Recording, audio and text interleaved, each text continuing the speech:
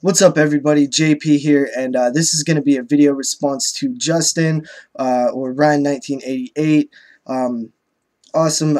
He's doing a contest. It's an awesome contest. He's having the Deadly Blessing released from Scream Factory that was just released. He's giving a copy of that away, which is awesome. That's a film that I've been looking forward to get. I've been trying to get like everything that Wes Craven's done, so that's definitely been on the list, and it's awesome that it's finally getting a release, especially from a great company like Scream Factory, who's doing great things.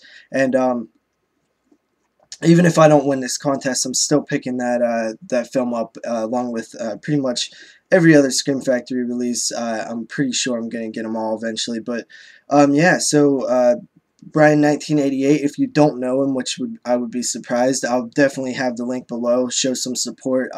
Awesome guy. One of the first channels I remember really noticing when I was started watching like movie type videos on YouTube, way before I started doing YouTube videos myself. I remember seeing his videos and stuff. Really great stuff over there. So definitely check it out if you haven't already. So yeah, the question is 5 underrated horror films, which I think you mean just like films that don't get talked about enough and stuff. So yeah, that I went through and just picked out a few. I got a few sequels. These are kind of in an order, which I think's the most underrated or whatever. But not a huge. I didn't really take a lot of time to put them in order. I just really went quickly. So, yeah, the first one is Psycho 2. And it really could be the whole Psycho series, all 4 films, the only 4 films ever made. The first one, of course, is a classic. Everybody knows it.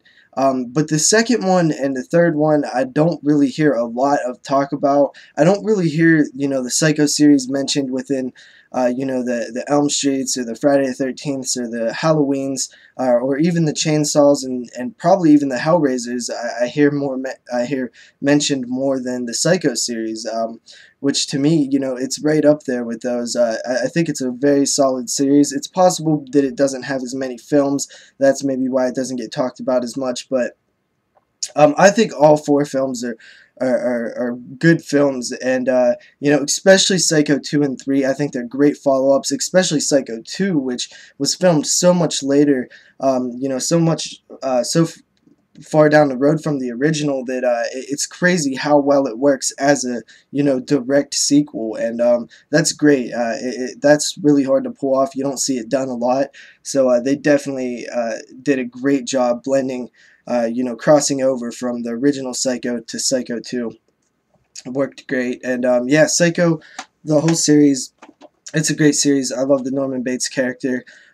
Interested to see what they're going to do with this TV show now, so I guess I'll be looking forward to that. Next up is the other sequel on the list, and it is Book of Shadows, Blair Witch 2. Now, I really think this film's underrated. I actually think this is a great movie. It's a lot of fun. I think I've heard somebody else say this before, but I think the problem with this film was that the people who didn't like the found footage style Blair Witch film didn't even want to bother with Blair Witch 2. And then the people who did love the Blair Witch found footage style film went to see Blair Witch 2 and were disappointed because it wasn't the same as the first. So I think this film just kind of got almost like it kind of the way it was done kind of pissed a lot of people off, and other people just wasn't interested, so it kind of just fell under the radar from a lot of people.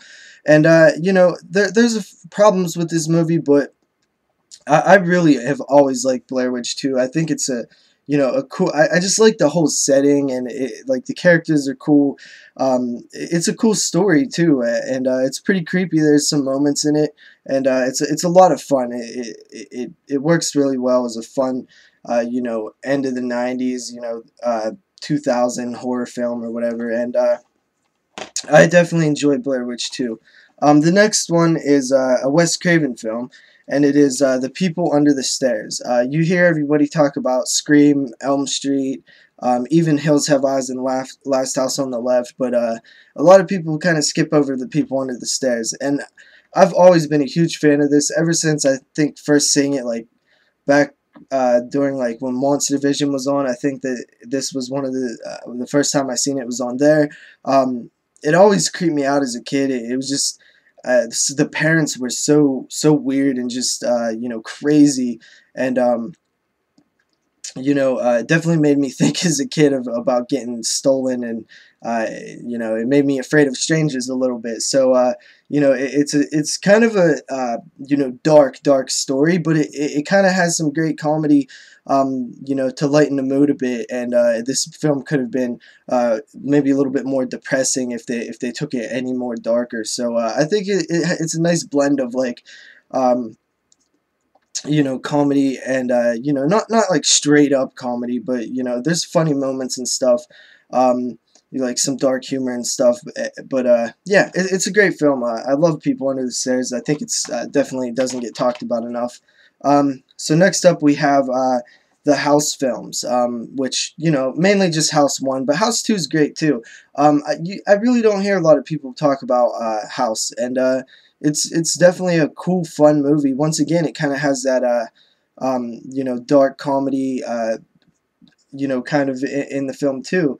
And it's a fun, like, scary haunted house movie. I remember the scene where the main guy looks under the table or something, comes back up, and his girlfriend's like changing that monster or something. I remember that really scared me, as a kid. I love the rubber suits and stuff instead of like the CGI. This movie's just always been fun to me. So, House.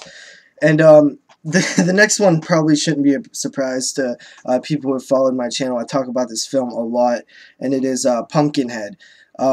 This one, I think this is one of the most underrated films out there, because I barely ever hear anybody talk about it, and it's one of my favorite horror films all time, and it's just a great monster creature movie. It's a great story. The story, the whole story with the son and the old witch, and it's a really well told story. Great effects, very creepy and scary monster. The monster looks great. The witch is even scarier to me. I think I like this film so much because when I was just when I was a kid watching it, I really felt the atmosphere and the fog and stuff, and it just really scared me. The witch, the old lady in the house, she just terrified me as a kid, and she would have that like raspy voice and stuff, and my grandfather would always talk in that voice, and it just creeped me out. So yeah, Pumpkinhead. So that's 5 underrated films in my opinion, and definitely everybody go enter that contest. It's a lot of fun, and it was fun talking about these movies, which is why we do this YouTube thing in the first place. So a lot of fun. Peace out, guys.